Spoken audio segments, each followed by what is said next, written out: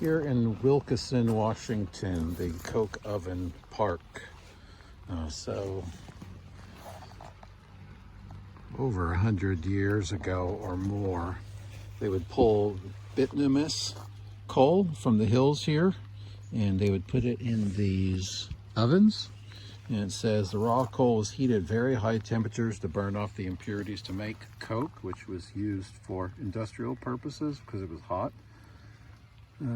The ovens were made of fire brick, and they were specially designed by bricklayers from Pennsylvania. The fire brick was imported from Scotland and traveled as ballast in the ships. In Scotland, each brick was stamped with the number for constructing the dome shape and the entrances. So, just take you down here and show you some of them.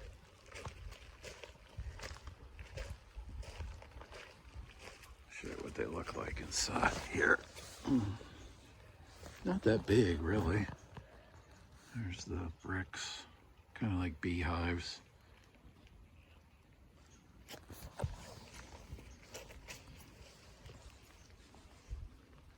So these are the last remaining ones from they were built in the early 1900s, and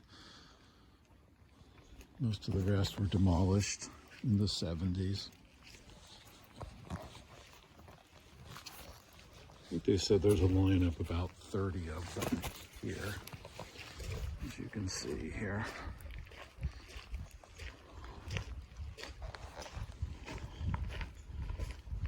They were surrounded by Wilkeson sandstone, which was quarried up here in the hills to keep the heat. You can see the hole that was on top of them.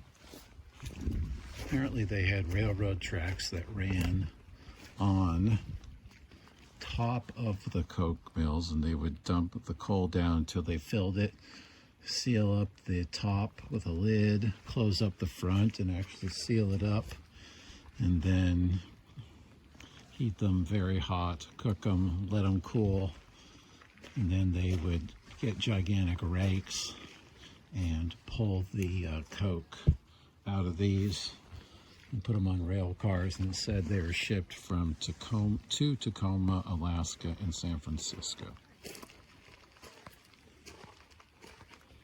It's amazing to me that this brick was all imported from Scotland and numbered, and the guys that built these came from Pennsylvania to build them. This was like late 1800s, early 1900s. Alright, I think they said there's about 30 total around here.